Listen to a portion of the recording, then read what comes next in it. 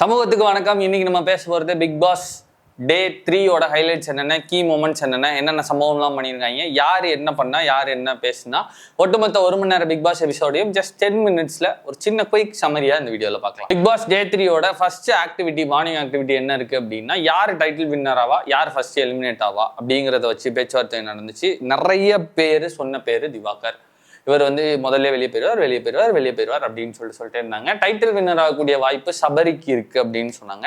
And இந்த டாஸ்க்ல ஒரு ஆடானா இருந்த விஷயம், நீங்க எத்தனை நாள் தங்குவீங்கன்னு கேட்டதுக்கு நிறைய பேர் 100 நாள்னு சொன்னாங்க. சில பேர் 60 நாள் 30 நாள், நான் உள்ள வந்ததே பெருசு அப்படின்லாம் சொன்னாங்க. அகோரி கலையரசன் அவரோட ஸ்டாண்டர்ட் ரொம்ப தெளிவா சொன்னாரு. நான் உள்ள வந்தது அகோரி கலையரசன் பிக் பாஸ் கலையரசனா மாறணும்.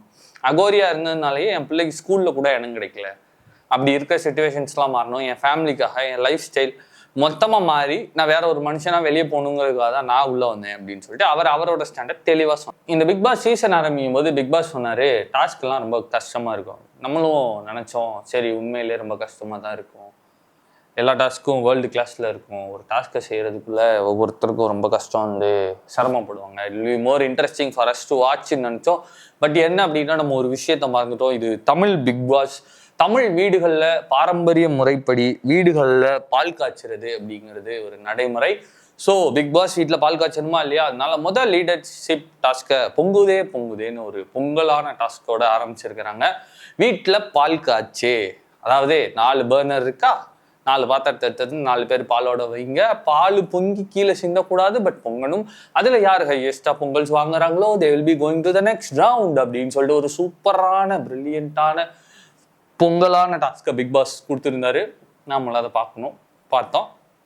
அதுல இருந்து அப்படியே யார் யாரெல்லாம் உள்ள வரா அப்படின்னா, ஒரு 8 பேரை செலக்ட் பண்ணி லீடர்ஷிப் டாஸ்க் நம்பர் 2க்கு அனுப்புறாங்க. அதாவது நேத்தே நம்ம பார்த்தோம், எல்லாரும் பிளான் பண்ணி யார் என்னென்ன கண்டென்ட் கொடுக்குறாங்கிறதுல தெளிவா இருக்காங்க அப்படின்னு சொல்லிட்டு.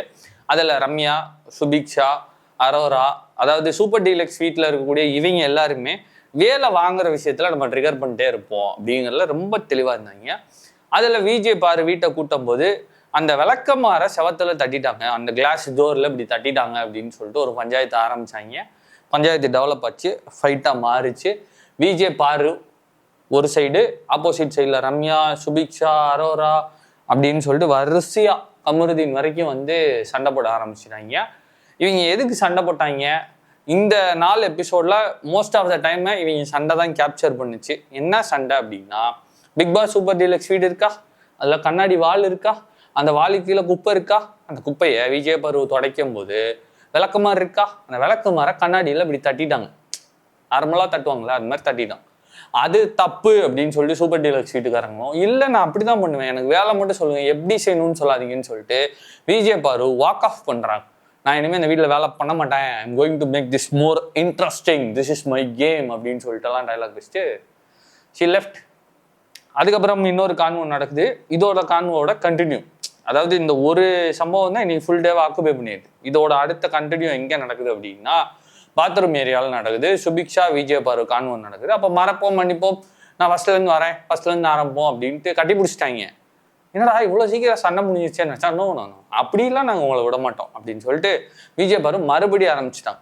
இல்லை இவன் என்ன மைண்ட் வாஷ் பண்ணுறா, அது பண்ணுறா, இது பண்ணுறா, திஸ் இஸ் நாட் ரைட் அப்படி இப்படின்லாம் டைலாக் எல்லாம் பேசி சண்டை அப்படியே அக்ரிவேட் ஆகுது, டெவலப் ஆகுது.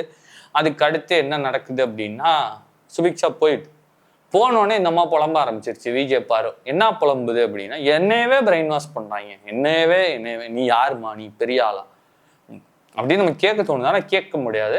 அவங்கள பொறுத்த வரைக்கும், ஒவ்வொருத்தரை பொறுத்த வரைக்கும் அவங்கவுங்க பெரிய ஆள். ஸோ அந்த பெரிய ஆள் அவங்க மனசுல என்னையவே அவள் பிரெயின் வாஷ் பண்ணுற அளவுக்கு பெரிய ஆளா இருக்கா, பார்க்க தான் சின்ன பொண்ணா இருக்கா அப்படின்னு சொல்லிட்டு சொல்றாங்க. கடுகு சிரித்தாலும் காரம் குறையாது அப்படின்னு ஒரு தமிழ் பழமொழி இருக்கும். So never underestimate someone by their looks. அந்த பொண்ணு எத்தனை வயசா இருந்தான்னா, என்ன பேக்ரவுண்ட்லேருந்து வந்தான்னா, எப்படி பேசினான்னு, எப்படி பார்த்தான்னு, எப்படி பழகினான்னு, அவங்களோட ஆக்ஷன்ஸ் தான் அவங்கள டிஃபைன் பண்ண முடியும். அப்படிங்கிறது ஒரு புகழ்பெற்ற விஜய்க்கு தெரியலையா அப்படின்னு தெரில. ஸோ இருந்தாலும் இந்த காரணம் அப்படியே டெவலப் ஆகிட்டே இருக்கு. இவன் என்னை எப்படி மேனிப்புலேட் பண்ண பார்த்தா என்னால் சொல்ல முடியலன்னாங்க. அப்புறம் ஒரு வழியாக என்ன பண்ணாங்க, ஒட்டுமொத்த பஞ்சாயத்தையும் கொண்டாந்து பிக் பாஸ் வீட்டு முன்னாடி வச்சுட்டாங்க. பிக் பாஸ் லோகோ போட்டிருக்கோம்ல, அந்த கார்டன் ஏரியாவில் உட்காந்து இது குறித்து பேச ஆரம்பிச்சிட்டாங்க. அப்பையும் நம்ம நாள் கண்டஸ்டன்ட் பற்றி பேசும்போதே சொன்னோம், விஜய் பாரு ஆட்டிடியூட்ல ரொம்ப மோசமாக தான் பண்ணுவாங்க அப்படின்னு சொன்னோம். அதே மாதிரி நடக்குது. அவங்க ஆட்டிடியூட்லாம் ஒரு மாதிரி ரொம்ப ரப்பிஷா, ரொம்ப ஒரு மாதிரி ஸ்வாகிஷ்ன்னு நினச்சி ஒரு மாதிரி கிடுன்னு பண்ணிட்டு இருந்தாங்க. என்ன பேசினாலும் யார் பேசினாலும் ரெஸ்பாண்ட் பண்ணாமல் அதுக்கான மூஞ்சி ரியாக்ஷன்ஸு மற்ற விஷயங்கள் எல்லாமே ஒரு மாதிரி ஓவராலாகவே நான் எவன் பேச்சு நான் ஏன்டா கேட்கணுங்கிற ரேஞ்சிலே அவங்க வந்து பண்ணிட்டு இருந்தாங்க. This is not right actually, but ஆனால் it's her right to do so அதனால அவங்க அப்படி கண்டென்ட்டை கொடுத்துக்கிட்டு இருந்தாங்க. இங்கே எல்லாரும் பேசும்போது சுபிக்ஷா ப்ரோக் அவுட்டே ஆகி அழுகவே செஞ்சுட்டாங்க. என்ன இதெல்லாம் சரியே இல்லை அப்படின்லாம் அவங்க ஃபீல் பண்ணாங்க. இதில் சுபிக்ஷா ரைட்டா விஜய் பாரு ரைட்டாங்கிறது அடுத்து. பிக் பாஸ் வீடு it's all about game, it's all about entertainment. But என்ன அப்படின்னா இவங்க ஒரு இந்த மாதிரி ஒரு ஆட்டிடியூடிஷாக உன்னை கொண்டு வந்தால் சூப்பர் டீலக்ஸ் வீட்டுக்காரங்க இன்னொரு ஆட்டிடியூட்ஸாக இன்னொன்று அதுக்கும் மேலே பெருசாக பாரை செட் பண்ண முடியும். ஸோ சம் இன்ட்ரெஸ்டிங் கண்டஸ்டன்ட்டோ இல்லை யாராச்சும் ஒருத்தர் அப்படி யோசிச்சு இனி எப்படி சாதா பிக் பாஸ் வீட்டில் இருக்கவங்கள செய்யலான்னு நினச்சாங்கன்னா will be a great entertainment show to watch. But ஆனால் அதெல்லாம் சத்தியமாக நீங்கள் செய்ய மாட்டாங்க.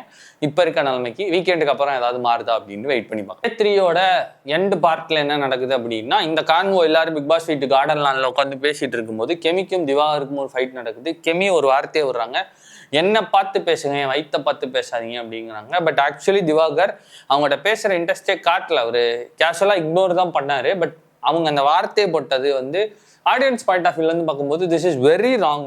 அது எப்படி நீங்கள் ஒருத்தரை இப்படி தேவையில்லாமல் பேஸ்லெஸ்ஸாக ஒருத்தர் மேலே அக்யூசியேஷன் வைக்கலான்னு நமக்கு தோணுச்சு. அந்த எபிசோட் பார்த்துட்டு இருக்கும்போது எக்ஸாக்டாக அதே வார்த்தையை ஆதிரை கேட்டாங்க. நீங்கள் எப்படிங்க அப்படி சொல்லுவீங்க, பார்க்குறவங்களுக்கு தப்பாக புரிஞ்சுக்காதாங்க, how can you blame such a thing on a man அப்படின்னு சொல்லிட்டு கேட்டாங்க. இதோட வெற்றிகரமாக இந்த நாள் முடிவடைந்தது. பட் இந்த நாளில் இந்த ஒட்டுமொத்த கான்வோவில் ஒரு முக்கியமான விஷயத்தை எல்லாருமே மறந்துட்டாங்க, தண்ணியே பிடிக்கவே இல்லை. என்ன நடக்க போகுது? Let's wait and see on the next episode. நன்றி, வணக்கம்.